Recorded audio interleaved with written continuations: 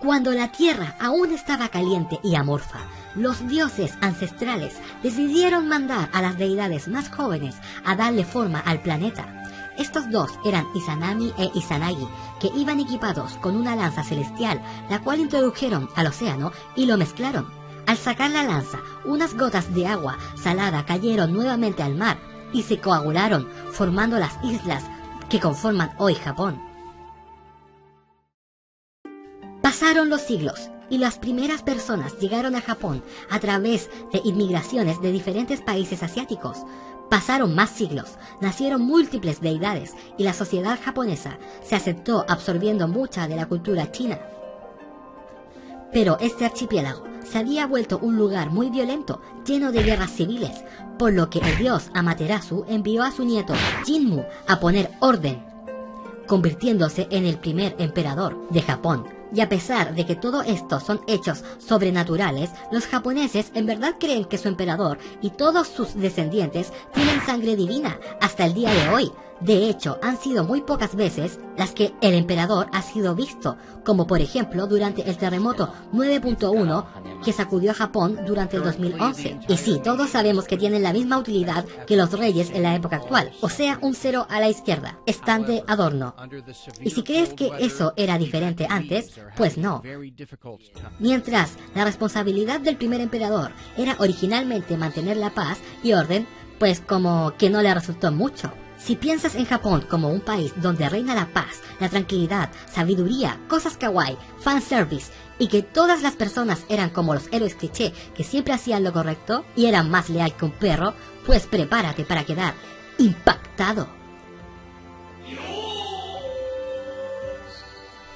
Durante su época feudal, Japón estaba fracturado en muchos territorios pertenecientes a diferentes personas. Estos señores feudales recibían el nombre de daimyo. Cada daimyo poseía un ejército conformado por samuráis que trabajaban para él por el dinerillo. Estos tenían dos funciones. Primero era proteger todo el terreno de su daimyo jefe, y al mismo arriesgando su propia vida. Lo segundo era conquistar el terreno de otros daimyo para hacer crecer el territorio y riquezas de su propio jefe. De hecho, muchas veces el medio de pago a los samuráis era que el daimyo les concedía unas tierras del nuevo territorio conquistado. Pero esto era un círculo vicioso y sangriento, porque un día un daimyo ganaba terreno, pero al siguiente perdía todo, y todo su ejército lo traicionaba y se iba con el enemigo. O es más, el ejército lo traicionaba mucho antes de perder, de siquiera empezar la batalla. Ya que este es otro defecto del Japón antiguo, además de la violencia, es que no se podía confiar en nadie. La gente siempre se movía o traicionaba según los vientos soplasen, siempre le apostaban al caballo ganador. Es por ello que esta historia está escrita con sangre y traiciones. Todo esto ocurría mientras el emperador cantaba o escribía cosas kawaii, pero no hacía nada por su país. Bueno, realmente sí tenía una función, era denominar a una persona como gobernante del país. Básicamente, hacía su trabajo, mientras el emperador dormía. Esta persona era denominada shogun, la cual era como una fusión de un presidente y un militar, ya que tenía el poder total del país, concedido por el emperador, y además era un general de guerra, a cargo de unos ejércitos de guerreros samuráis. Pero estos casi siempre eran derrocados por los señores daimyos, quienes no querían que les tocasen sus tierras, y así se mantuvo en un vaivén de traiciones, violencia, kamehamehas y genkidamas, con los daimyos derrocando shogunes y otros daimyos, y conquistando y perdiendo tierras. O sea, guerras civiles, japoneses contra otros japoneses. ¡Malditos japoneses! Arruinaron Japón.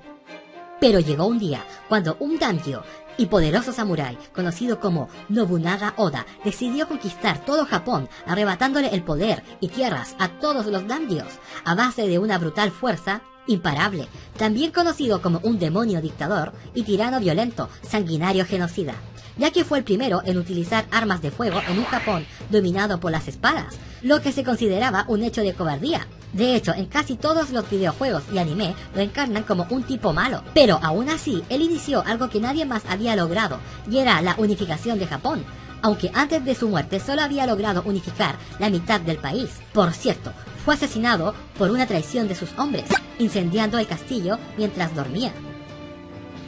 Pero uno de los generales más leales de Nobunaga, Toyotomi Hideyoshi, vengó la muerte de Nobunaga, matando al traidor, y luego continuó conquistando territorios y con la unificación de Japón. Luego este se alía con el considerado tercer unificador de Japón, Tokugawa Ieyasu.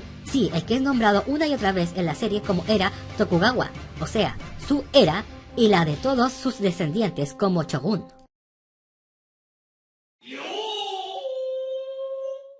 Luego de la muerte de Hideyoshi, Tokugawa tomó el mando del país, convirtiéndose en shogun y finalizando la unificación de Japón. Seguían existiendo daimyos, pero ahora estaban bajo la estricta comandancia del shogun. No podían hacer absolutamente nada sin consultarle al shogun antes. Luego de su muerte, todos los descendientes de Tokugawa continuaron con la dinastía. Pero, para seguir manteniendo la paz, uno de sus descendientes decidió abolir la religión cristiana, la cual se había popularizado desde la llegada de extranjeros a Japón, como Holanda, España y Portugal.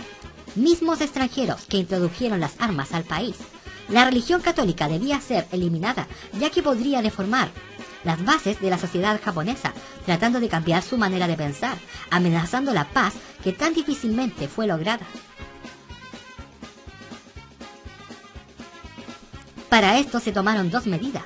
Primero, se asesinó a cuanto japonés cristiano apareciera. De hecho, se recompensaba muy bien a quien matase o diera información de su paradero.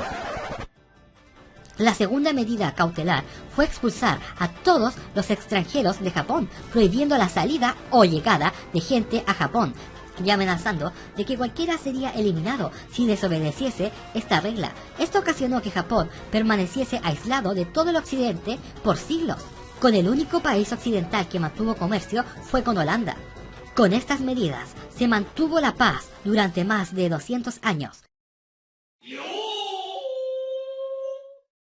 Hasta que la Nación del Fuego atacó.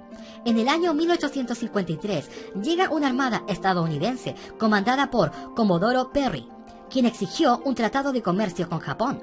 Se supone que Japón eliminaría a cualquier extranjero, pero al ver la suculenta armada no le quedó otra que aceptar el tratado. Esto hizo que el shogunato Tokugawa se pusiera de parte de los extranjeros, lo que no agradó a todo Japón. De hecho, aquí se forma el grupo Ichin-Chichi, el cual estaba formado por todos los samuráis y campesinos que estaban en contra de los extranjeros y del shogunato Tokugawa, y quería que el emperador recuperara el poder total de Japón. Este emperador se trataba de Meiji. Sí, otra frase que se escucha mucho en la serie, la era Meiji y la restauración Meiji. Por su parte, el shogunato Tokugawa crea otro ejército para defenderse de los Ichin-Ichi. Estos son llamados la policía Shinsengumi, sí, al mismo que pertenecía Okita y Saito, ambos personajes reales de la historia japonesa. Hubieron grandes batallas entre los Ichin-Chichi y los Shinsengumi, lo cual llevó a la victoria de los Ichin-Chichi y a la abolición del shogunato. Estos 4 años de intensa guerra se le conoció como la restauración Meiji. Esto marcó el fin de la era Tokugawa y el inicio de la era Meiji, donde Japón cambió a un sistema capitalista y a una sociedad estructurada perteneciente a los países de Occidente. Así que ahora te estarás preguntando, ¿Kenshin y Saito se enfrentaron muchas veces cuando eran adolescentes? Y sí, Saito era de los Shinsengumi. Eso quiere decir que sí, Kenshin pertenecía al grupo de los Ichin-Chichi, tal como se muestra en este OVA. Sí, por fin después de todo este largo pero necesario prólogo, al fin aparece Kenshin. De hecho, el grupo Ichin era conocido por poseer a 4 de los samuráis más letales de la época, los cuales eran todos conocidos como Hitokiri. Este término está compuesto de 2 palabras.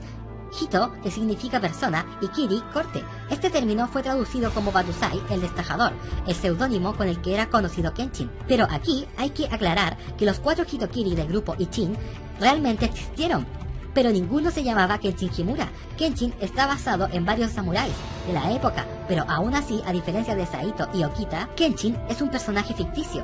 Aún así, el autor introdujo a Kenshin como uno de los 4 Hitokiri del grupo Ichin. Ahora, teniendo en mente que toda la historia sobre Japón que he relatado hasta ahora es real, pero que Kenshin es un personaje ficticio, llegó por fin la hora de conocer la historia de Kenshin, con su infancia desarrollada durante la época Tokugawa, su adolescencia durante la restauración Meiji y su vida adulta durante la era Meiji. Y esto ha sido todo por esta ocasión. Si te ha gustado este video, puedes dejar un me gusta, compartirlo o suscribirte, así YouTube te avisará cuando suba otro video. Recuerda votar para el siguiente video especial, aliens, meninos o fantasmas.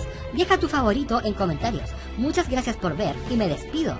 Adiós.